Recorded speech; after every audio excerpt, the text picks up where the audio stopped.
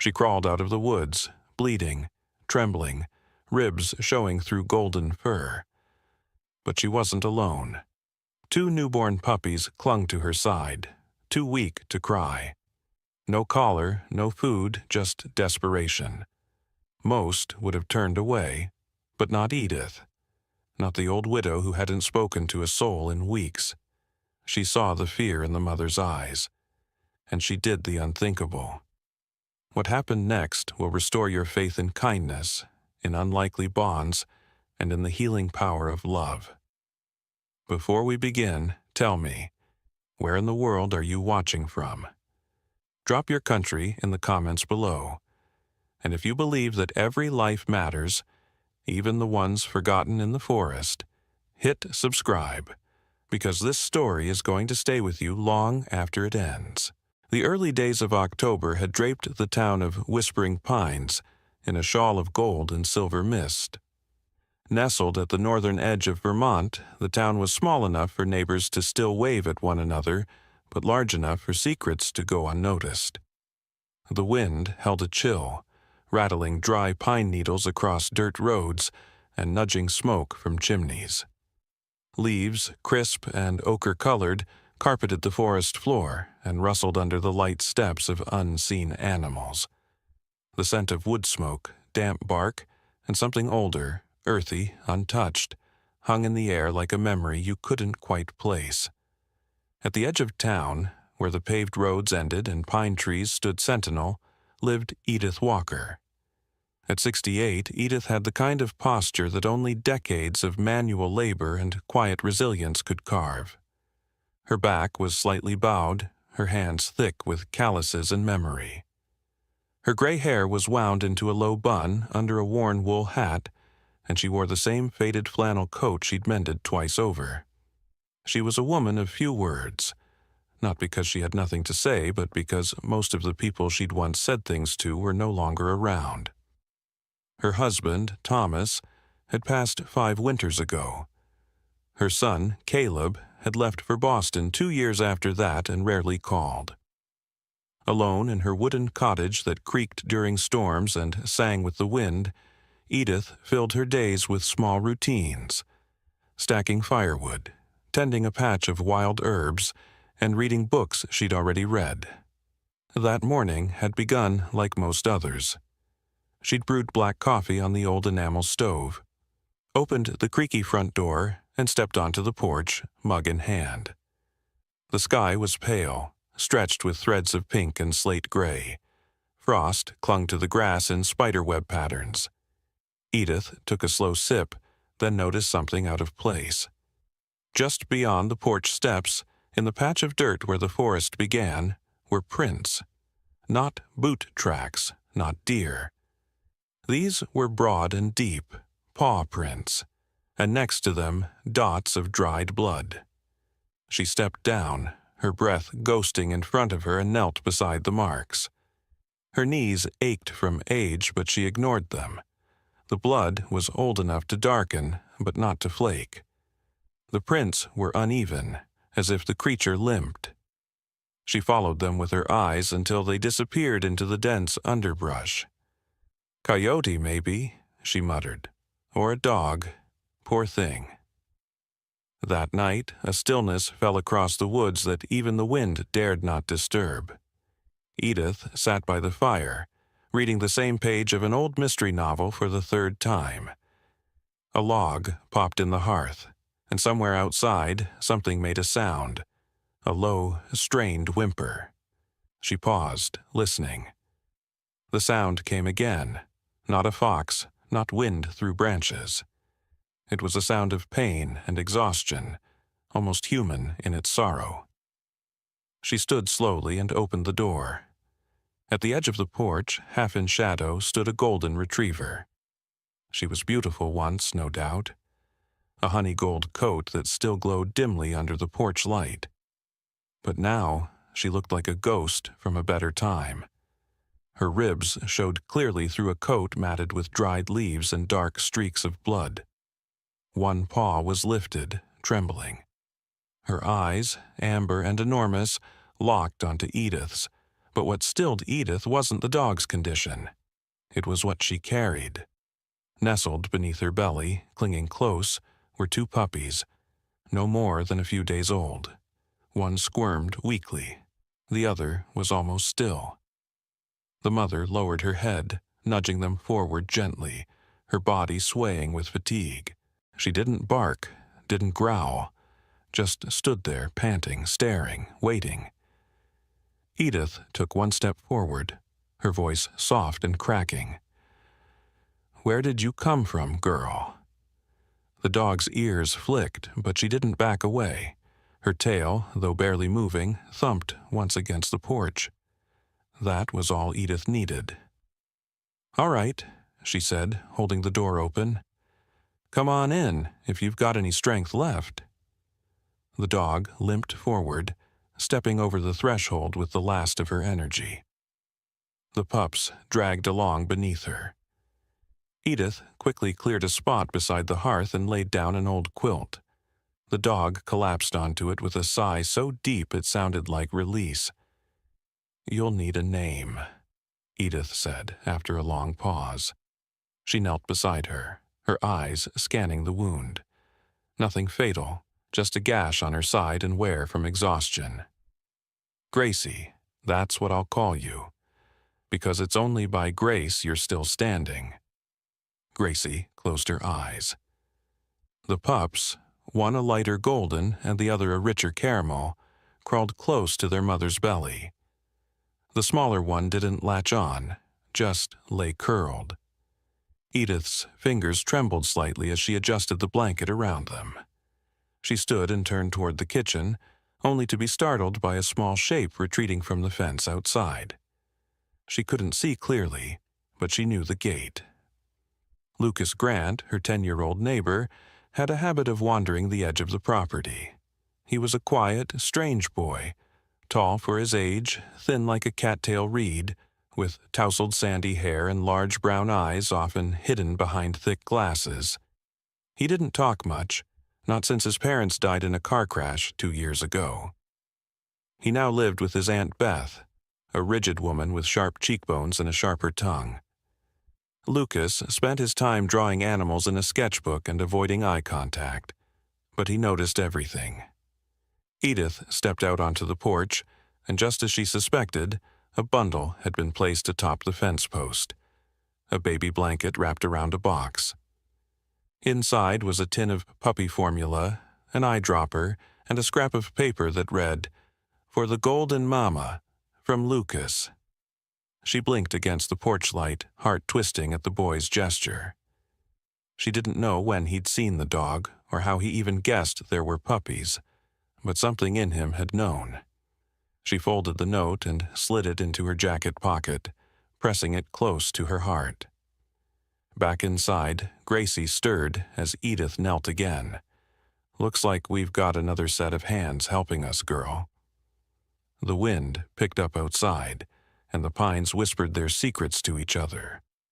Inside the cabin, by the flickering fire, a wounded mother and her children found refuge, and beside them, an old woman who thought she'd long outlived the part of her that could nurture anything. She was wrong. The next morning dawned pale and brittle as if the sky itself were holding its breath. A light frost clung to the windows of Edith Walker's cottage, drawing silver veins across the glass. In the woods beyond, birds chirped cautiously, their songs thin and tentative.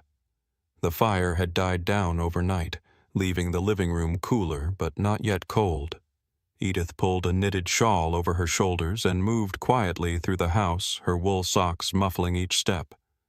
Gracie still lay on the old quilt near the hearth, her body curled protectively around the two puppies nestled at her belly. The stronger of the two, a slightly darker, robust little thing, was latched on and squirming with energy.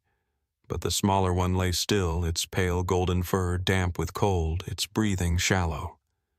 Edith crouched beside them, her expression tightening as she reached to gently touch the weaker pup. Its ears twitched slightly, but it made no sound. "Not on my watch," she whispered. She rose and moved toward the kitchen, her fingers brushing the edge of the table where an old wooden box sat, a relic from another life. Inside were a few of Thomas's things. She hadn't opened it in years. The box creaked as she lifted the lid and pulled out a leather-bound notebook tied with frayed twine. She untied it slowly, reverently, as if it might crumble in her hands. Inside were notes, drawings, and diagrams, her late husband's field journal from the years when townsfolk brought stray animals to him for help. Thomas had never been licensed, but his knowledge came from a long line of farm medics and a stint in the military where he'd learned battlefield triage. Edith had watched him clean wounds, set fractures, and save more than one dying creature with nothing but gauze, herbal salves, and sheer will. She flipped through the pages until she found one marked Neonatal Hypothermia, Immediate Intervention. Her eyes scanned the old handwriting. A box of towel, warm water bottles, honey water to stimulate metabolism, silence, patience, and body heat. Returning to the living room, she cleared a spot on the low table near the stove. She lined a small shoebox with the baby blanket Lucas had left the night before, soft flannel with faded stars. She folded a towel set in a warm stone she'd heated on the stove and gently lifted the weaker pup from Gracie's side. The mother whined softly but didn't move. She simply watched, eyes filled with trust and fear. "You'll get her back," Edith murmured. "I promise." The pup trembled faintly as Edith tucked her in. She boiled a teaspoon of water and added a drop of honey, stirring until it gleamed like gold. With Thomas's old dropper, she let a single drop touch the pup's lips. The response was almost imperceptible, a slight movement of the jaw, a tiny flicker. Gracie crawled forward slowly, dragging her sore leg, and lay down beside the table. Her tail thumped once against the floorboards. Edith reached out, letting her hand rest lightly on the dog's paw. "I've decided on names," she said quietly, almost shy. "The strong one Scout. This one." She looked at the small bundle tucked into the box. "Honey." Outside, a light knock on the fence caught her ear. Edith stood and stepped to the porch, and there once again was Lucas Grant. The boy stood half hidden behind the large maple near the road, his shoulders hunched against the morning cold. He wore a green hoodie that was too big for him, the sleeves rolled up twice at the wrists.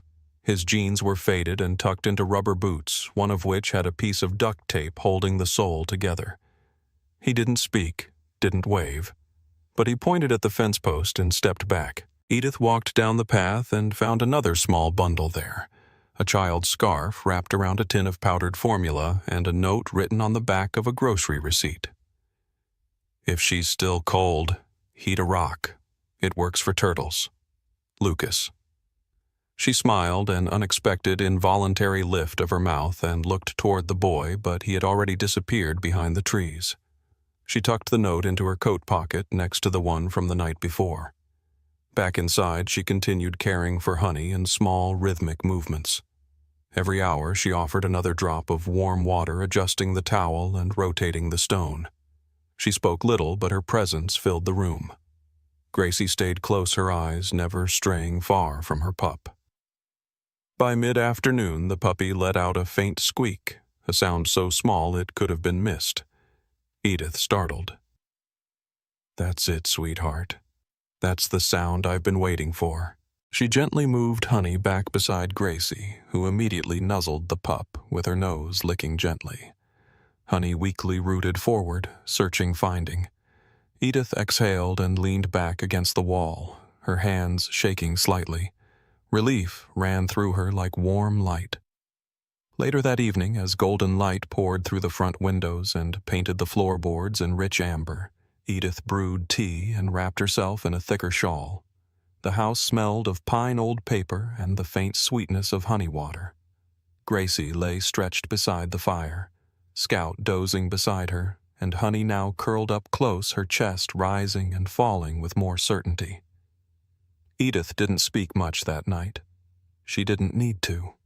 As darkness fell, she moved her chair closer to the fire and laid Thomas's notebook on the table, her hand resting on its cover.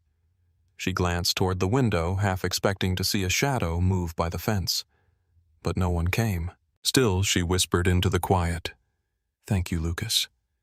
In the heart of the forest's whisper and flickering firelight, 3 lives had been spared, and one soul, long thought dimmed, began to glow again. The wind had shifted. Not the kind that rustled branches or snapped laundry off backyard lines, but the subtler kind, the wind of voices behind closed doors, of sideways glances at the grocery store, of polite smiles that didn't quite reach the eyes. Edith Walker felt it before she heard it, like a ripple across the surface of a still pond. It started 3 days after Gracie's arrival. The puppies were now feeding well, their bellies round and soft, their eyes barely beginning to open. Gracie had regained some strength, even managing to hobble into the yard that morning under Edith's watchful gaze. There was a grace to her movements, even with the limp, and a quiet dignity that made Edith proud in a way she hadn't felt since Caleb was small.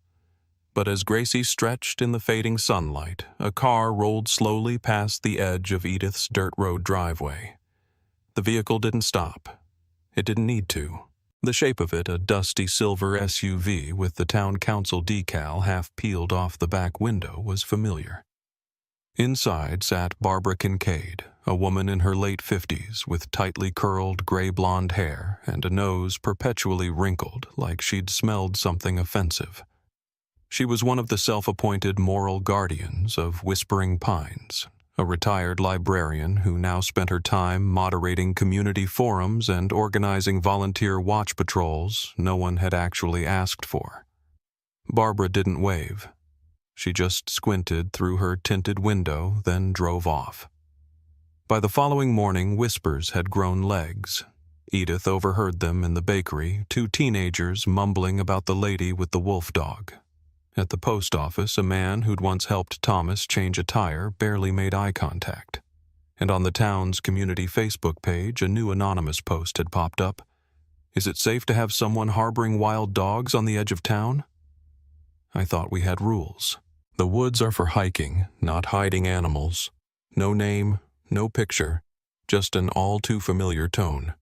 Edith tried to ignore it, but when she walked into Rowley's Market for eggs, even Angela Rowley, the stocky, no-nonsense shop owner with sharp lipstick and an allergy to gossip, arched a brow.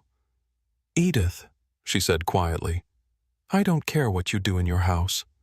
But some folks are talking. You might want to be careful, especially if that ranger gets involved." That ranger came 2 days later. Rick Dawson was younger than Edith expected. Mid-30s, tall and broad in the shoulders, with a clean-shaven face and sun-darkened skin. He wore the green uniform of Vermont Fish and Wildlife, his boots muddy, his voice calm but distant. "Afternoon, Ms. Walker. Got a few calls this week. Some concerned residents said they saw a large dog or possibly a coyote on your property. Mind if I ask a few questions?" Edith stood straight, her expression unreadable. "She's a golden retriever. Her name is Gracie. She's not a threat to anyone." Rick's tone didn't change. "Does she have a collar?" "Papers. She came to me injured, with 2 puppies. There was no collar." He took notes, eyes scanning the yard where Gracie sat near the porch. Her ears pricked forward, tail curled around the pups dozing beside her. "You understand the town has ordinances about unregistered animals, especially ones with unknown behavior. I understand what I saw. A mother trying to survive. I've seen worse threats come out of city council meetings." That drew a faint twitch at the corner of his mouth, but he said nothing more. Instead, he handed her a flyer, regulations about wildlife custody contact info for shelters. "Just doing my job, ma'am." When he left, Edith stood on the porch for a long while watching the dust settle behind his truck. What she didn't know was that Lucas Grant had been watching too. From his perch at the edge of the woods hidden behind a patch of sumac, Lucas had seen the ranger arrive. He'd seen Edith's posture stiffen and the way Gracie instinctively placed herself between the pups and the stranger. He'd also seen the way the ranger looked like he already had an answer and was only gathering facts to justify it. Lucas didn't have a phone, but he had his aunt's old camera, a point-and-shoot Kodak with a cracked screen and a temperamental zoom. He pulled it from his hoodie pocket and clicked quickly. One photo, Gracie curled protectively around her puppies. Another, the ranger's truck, the flyer in Edith's hand. Then a close-up of Gracie licking Honey's nose, her eyes soft and unthreatening. That night, Lucas sat cross-legged on the floor of his bedroom, lit only by a small desk lamp. His sketch pad lay open beside the camera. On one page, he sketched Gracie's face, framing it with pine branches. On the other, he glued one of the printed photos with the caption, "She's not wild. She's a mother." At school the next day, things didn't go any easier for him. Lucas was used to being an outlier. While other boys ran for footballs and told jokes about teachers, he walked the perimeter of the schoolyard, his head down, always drawing. But today someone had found his sketch of Gracie tucked inside his locker. Derek Simmons, tall and loud with a chipped front tooth and a love for showing off, held it up. "Yo, is this your girlfriend or something?" Derek sneered. "You dating dogs now?" The group of boys howled with laughter. One grabbed Lucas's notebook and tossed it across the blacktop. Another mimicked a bark. Lucas stood silent, his fists clenched, his ears burning. He didn't fight. He never fought. Instead, he walked to where the notebook landed and picked it up carefully, checking to make sure the picture of Gracie hadn't torn. Later, when he got home, he added a new page to his growing folder. This one he titled in shaky handwriting, "Proof They Don't See What I See." It was nearly dusk when the gray sedan pulled into the gravel driveway, scattering pine needles and lifting dust into the quiet air. The forest that bordered the cottage stood motionless, its tall trunks painted gold by the sinking sun. The house looked almost like something out of a storybook. Soft light spilled from the windows. Smoke curled from the chimney, and on the porch, a golden retriever lay calmly, two puppies tucked beneath her flank. Inside, the smell of chamomile tea mixed with the faint scent of pine resin and old books.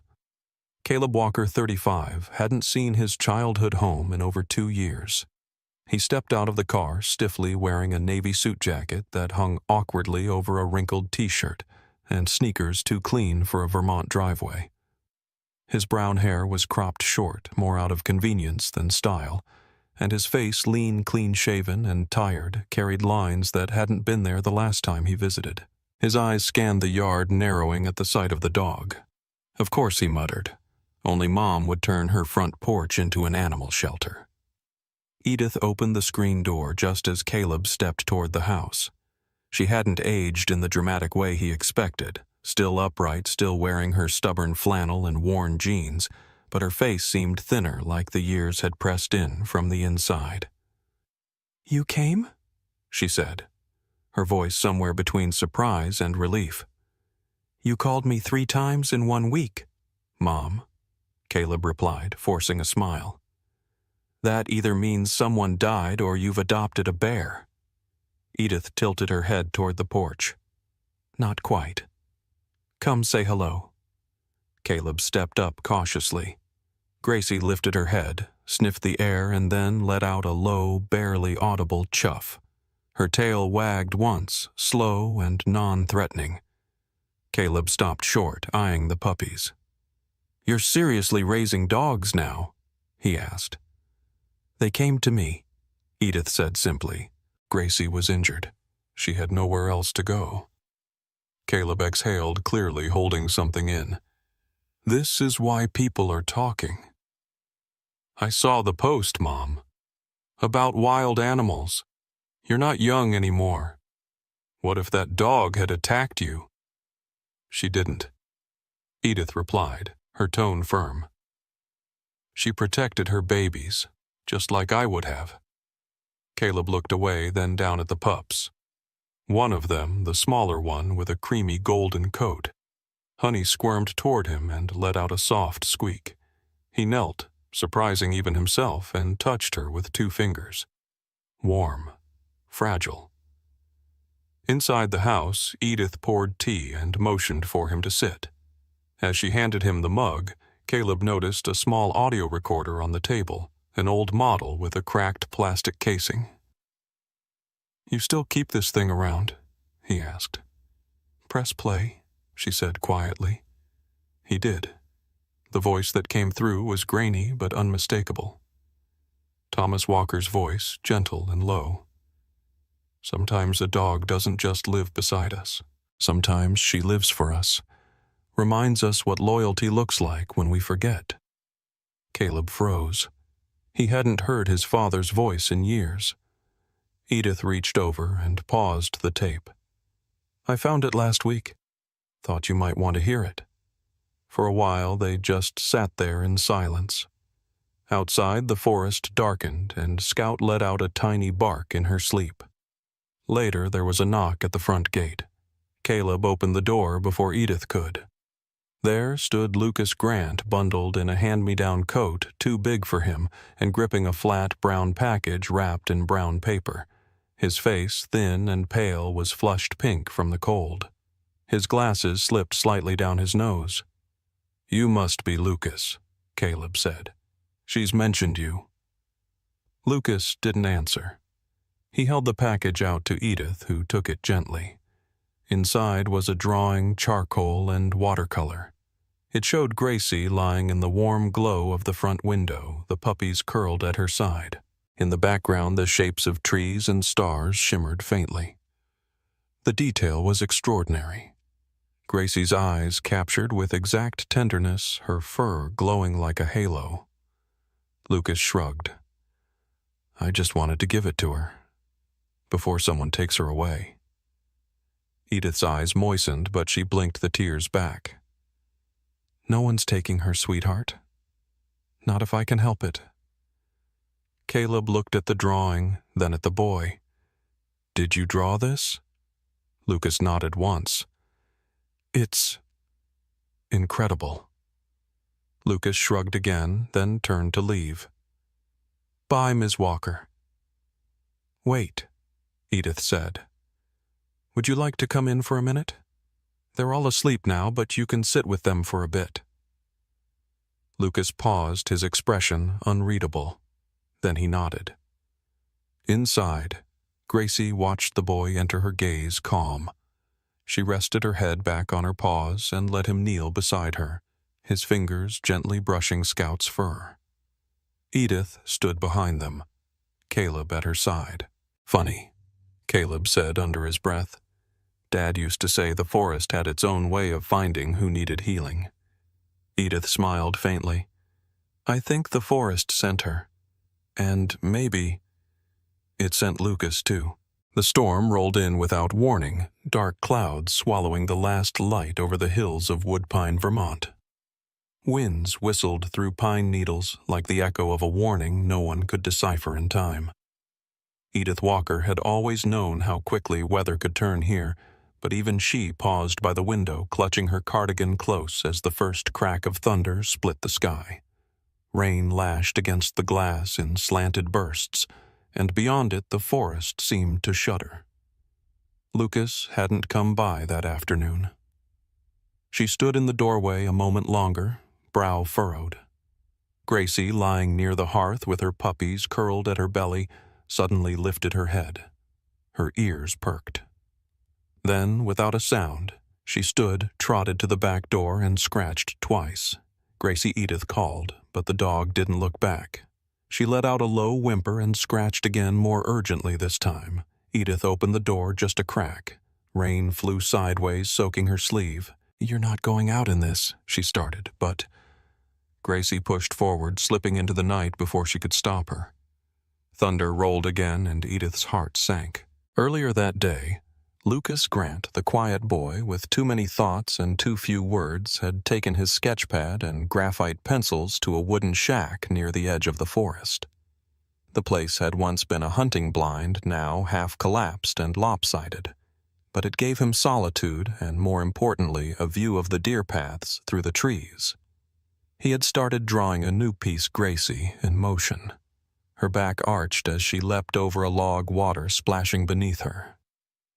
The rain began softly, and Lucas ignored it at first. But within minutes it became a downpour. Wind whipped around the shack, and the creaking roof groaned ominously. He gathered his things, stuffed them into a plastic grocery bag, and tried to leave, but the trail had turned to mud and the stream nearby had swollen into a brown rushing channel. The bridge, a plank someone had nailed over the water, was already submerged. He turned back. His jacket was soaked shoes squelching the shack barely shielding him. Thunder rattled through his ribs. He huddled against the back wall, arms around his knees, and waited. Gracie didn't hesitate. She tore through the wet underbrush, head low, ears flat against the wind. Rain slicked her golden fur, dark and heavy, but her steps never faltered. She followed the scent, faint under the storm, but there Lucas and fear and something cold. She found the shack just as a tree branch crashed down behind it, sending water and debris flying. Lucas was curled up inside, shivering uncontrollably, his lips a faint blue. When he saw her, his eyes widened, but no words came. Gracie nudged him, barked sharply once, then pawed at the edge of his coat. Lucas clutched at her fur instinctively. He wasn't strong enough to stand, but Gracie lowered herself, letting him cling to her back. Then rose carefully. He weighed almost as much as she did, but she pushed forward, muscles straining. Rain blinded them both. The path was now a stream water up to her chest in places, but she kept going, each step a defiance. When they reached the edge of the woods, headlights broke through the rain. Edith, in a raincoat 3 sizes too big, was sprinting toward them with a flashlight in hand, boots splashing. "Oh my God, Lucas." The boy slid from Gracie's back into Edith's arms. He was conscious barely and muttered something about stars dancing in the trees. Edith pulled him close. Tears and rain indistinguishable on her cheeks. She looked at Gracie, who stood soaked and trembling but still upright.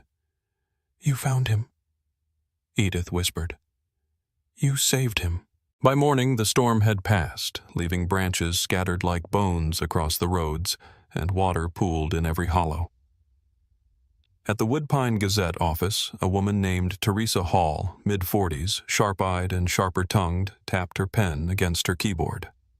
She'd once covered city politics in Hartford, but after moving here for a quieter life, she found herself reporting on bake sales and lost cats. That morning, however, she received a photo in her inbox from a retired mailman named Gus. The picture showed a golden retriever, drenched, emerging from a flooded path, a boy clinging to her back. The composition was rough, but the emotion hit hard. The headline almost wrote itself, "Dog Rescues Boy in Storm. A town's heart warms." Within hours, the story spread across Woodpine. By lunch, it was being shared on local Facebook groups with captions like, "God bless this dog," and "We don't deserve them." At school, Lucas walked into class still pale but no longer invisible.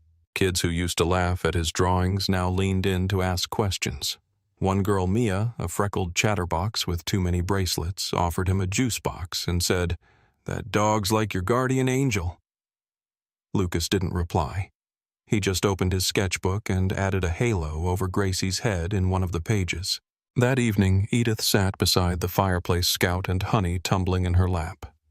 Caleb read the Gazette article aloud, his tone skeptical but amused. "I can't believe this is real," he said. Edith smiled. "Believe it, Caleb. That dog saved a life. And maybe not just one." Gracie lay nearby, paws crossed, head tilted slightly toward the fire. For a moment, no one spoke. Then Caleb added, "You know what Dad would have said?" Edith nodded. "That miracles wear fur sometimes." The community hall of Woodpine hadn't seen this many people since the winter carnival 6 years ago. Folding chairs clattered on hardwood as neighbors filed in, some curious, some skeptical, others already clutching folded petitions. The air buzzed not with festivity, but with judgment. At the front stood a long table with 3 members of the town council, each seated stiffly behind nameplates. The center chair was occupied by Linda Garvey, the council chairwoman, a woman in her early 60s with a sharp bob of gray-streaked black hair and a reputation for being fair but unyielding. She wore a navy blazer and the kind of glasses that made her eyes look twice their size.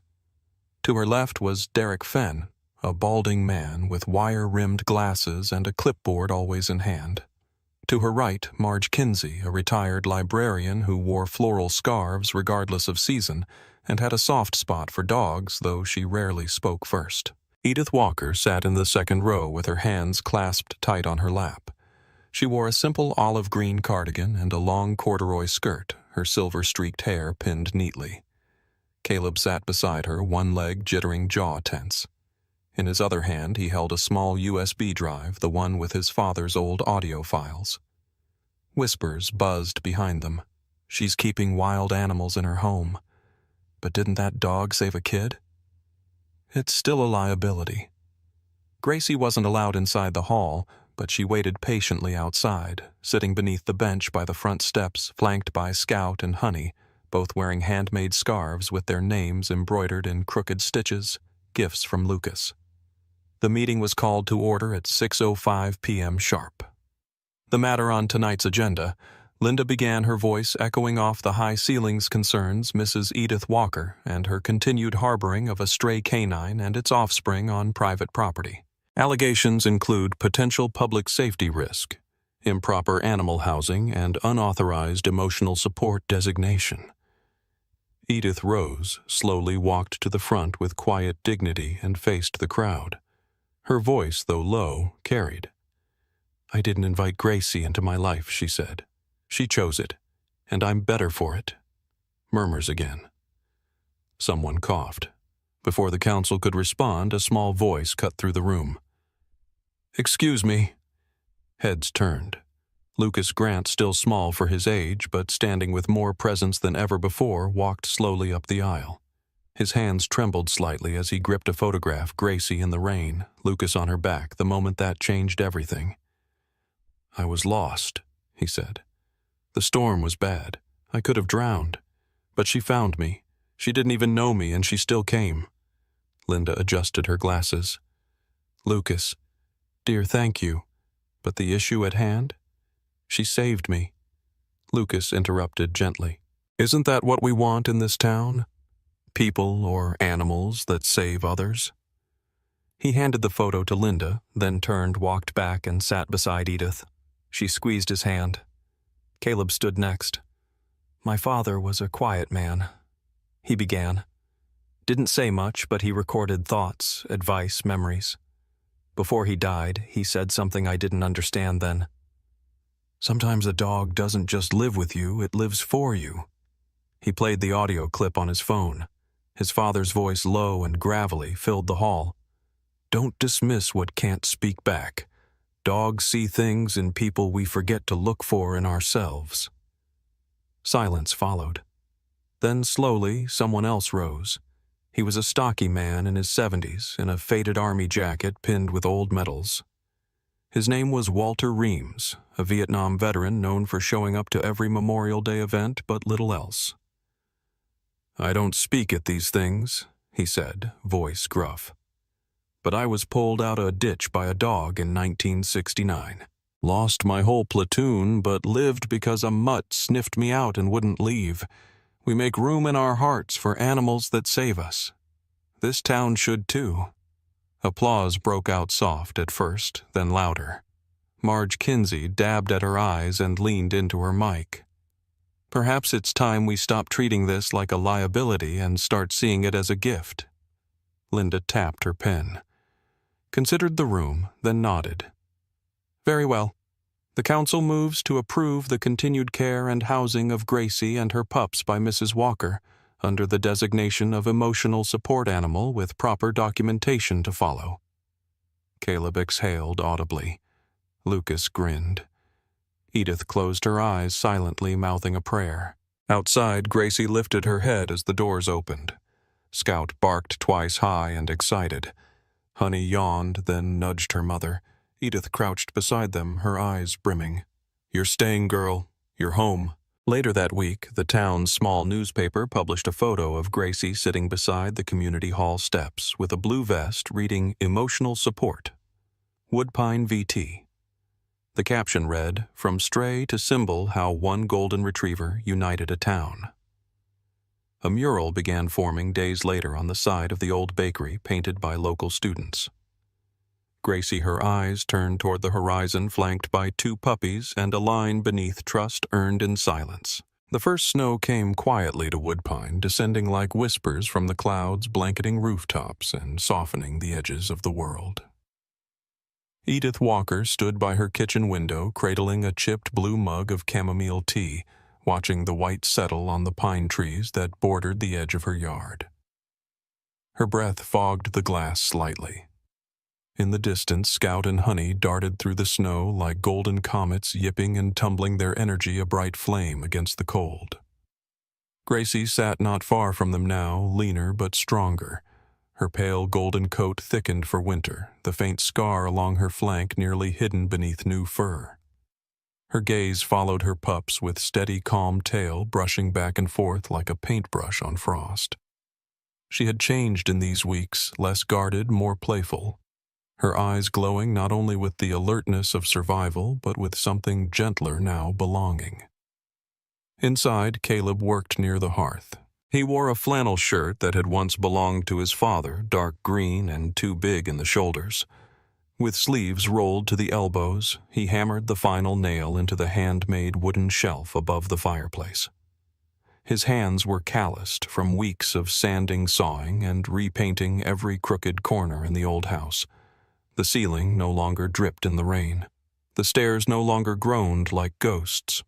And the living room walls had been adorned with new frames, including one that held Lucas's drawing Gracie and her pups beneath a beam of soft light with, "To the bravest Mama," scribbled in the corner.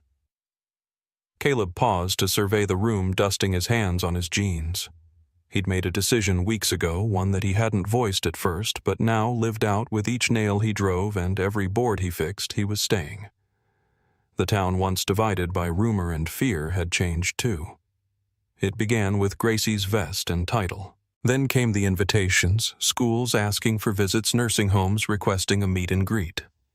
It didn't take long for the townsfolk to realize what Gracie brought wasn't just comfort, it was trust restored. Lucas arrived mid-morning, cheeks red from the cold scarf trailing behind him like a comet's tail. He carried a small, flat parcel beneath his arm and a plastic container wrapped in foil. "Morning, Miss Edith," he chirped, boots kicking snow from the porch. He was taller now, or perhaps just stood straighter. Confidence had begun to take root in his posture, blooming quietly like winter crocus. Edith opened the door with a smile. "Come in, sweetheart. Your nose looks like Rudolph's." Lucas grinned and stepped inside, pulled off his hat, revealing his mop of chestnut curls. "I brought peanut butter cookies. Dad used to say they're best warm." The house smelled of pine, cinnamon, and crackling firewood. Gracie padded over to greet him, tail wagging.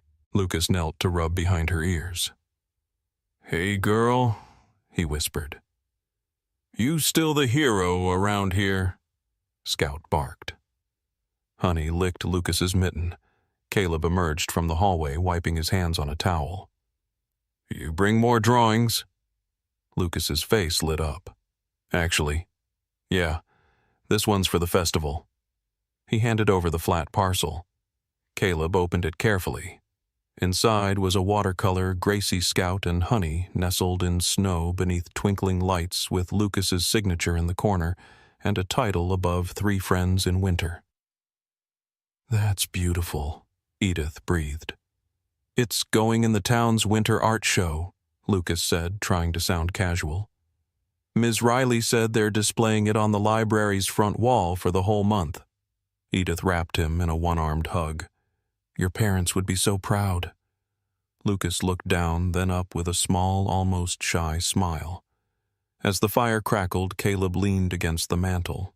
"You know I've been working on reopening the old shop downtown," he said. "Used to be Dad's place back when he fixed everything from radios to rocking chairs. Figured maybe it's time to do more than just fix things. Maybe feed a few hearts, too." Lucas tilted his head. "Like a store?" "Not just that," Caleb replied. "Walker and Whiskers. A fix-it-and-feed-it spot. Repairs in the back, pet treats and supplies in the front. maybe even a shelf for someone's art. Lucas blinked. Seriously? Seriously? Gracie barked once as if sealing the deal. Outside, the snow deepened. The woods surrounding the house no longer looked like barriers but gentle walls around a newfound home. Caleb replaced the tea kettle, Edith ladled out soup, and Lucas sat on the floor with the pups. Winter had arrived in Woodpine, but so had something warmer, something that couldn't be measured in degrees. Later that night, as they hung small ornaments on a tree Caleb had cut from the edge of the property, Edith paused beside a dusty old box labeled Christmas, Caleb YR8. She lifted the lid, revealing faded crafts and a tiny clay paw print. Her fingers trembled, but her heart did not. She added one of Lucas's new ornaments beside it, a painted bone with Gracie's name. From the corner of the room, Gracie watched them, golden eyes flickering in firelight, head resting between her paws. Honey slept curled beside Scout, a circle of warmth against the cold. No one spoke of loneliness that night. They didn't have to. It had been replaced. It was the kind of morning that whispered of endings before anyone had spoken a word. The sun rose slowly over Woodpine, brushing the treetops with warm gold and coaxing the snow melt into silver rivulets along the edge of Edith's porch. Birds returned to the pine branches, their soft songs punctuating the silence like prayers. Gracie did not rise with them. Edith found her just after dawn, lying peacefully under the covered porch where she'd loved to rest. Her body was still, but not stiff. Her face held no fear. One paw stretched slightly toward the yard as if still watching over her two grown pups. The wind tugged gently at the fur along her shoulder. Scout sat beside her, head bowed. Honey nestled close, eyes half-lidded and unmoving. Caleb came outside with a mug of coffee but stopped mid-step. His shoulders sagged, eyes locked on the scene before him. He didn't speak. He just placed a hand on Edith's back, firm and steady, and together they stood in silence. The news spread through Woodpine in quiet ripples. Gracie had become more than a dog, she had become a story, a symbol. And so when Edith pinned a simple note to the church bulletin board, anyone who loved Gracie is welcome to say goodbye under the pine, the whole town came. That afternoon, under the old pine tree where Gracie had once laid whimpering, barely alive, the town gathered. The bark of the tree bore claw marks faded but still there, a reminder of that desperate arrival. Now a circle had been cleared in the thawing ground. Beside it, a stone slab had been carved by Caleb, simple and smooth. Sarah Kincaid stood at the edge of the crowd. A retired schoolteacher, tall and reed-thin, with white hair in a tight braid and glasses that perpetually slipped down her nose, she had once written the anonymous post about the widow and her wild dogs. Time and regret had softened her. Today she wore her best navy coat and clutched a small bouquet of rosemary and forget-me-nots. When her turn came, she laid the flowers down and whispered, "Forgive an old woman's foolish fear." Mayor Hal Simmons, a short, round man with a deep voice and a shock of silver hair, read a short poem someone had left in the town suggestion box. It wasn't signed. It spoke of redemption, guardianship, and second chances. Lucas, now older, taller, and more composed, approached last. He held a framed painting in his hands. The crowd parted for him like water. He knelt beside the stone and placed the frame at its base. The painting showed Gracie standing at the forest's edge, bathed in golden light, her head turned toward the rising sun. The brush strokes were soft, luminous, alive. At her paws, tiny flowers bloomed from snow. Above her in the sky, a single phrase curved with the light. She didn't belong to anyone, but she saved everyone. No one spoke. No one moved. Even the wind seemed to hold its breath. Edith bent down and pressed her hand to the soil beside Gracie. "You came broken," she said, voice barely audible, "and you made us whole." Later, the porch was full of townspeople sipping cider and sharing stories, funny ones about Honey stealing mittens or Scout howling at snowmen. Some cried, some laughed. Most did both. Inside, Lucas sat cross-legged on the floor, Scout resting his head on the boy's knee. Honey lay curled at Edith's feet. Caleb stood in the kitchen doorway, polishing a wooden sign he planned to hang at the shop in memory of Gracie, patron saint of second chances. Night fell. The fire cracked gently. Scout lifted his head, once ears twitching. Honey stirred but didn't move. Lucas glanced out the window and saw the old pine tree bathed in moonlight. "Do you think she knows?" he asked quietly. Edith looked up from her knitting. "I think she always did." Spring eventually came in full. The porch was rebuilt with a small bench under the eaves. Children visited often.